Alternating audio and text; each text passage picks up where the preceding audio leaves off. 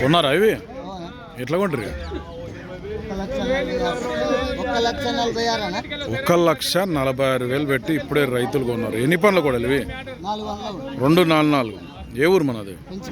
పెంచుకలపాడు. అంటే గట్టు పెంచుకలపాడు. ఈ పెబ్బేరు ఏ మండలం? పెబ్బేరు మండలం. అదే అంటున్నా. అయితే ఎంత చెప్పినారు ఫస్ట్ వాళ్ళు? 1,70కి చెప్తే 1,46కు ఫైనల్ వచ్చినాయి. ఏం పేరు నీ పేరు? జీ పెద్దమన్యం.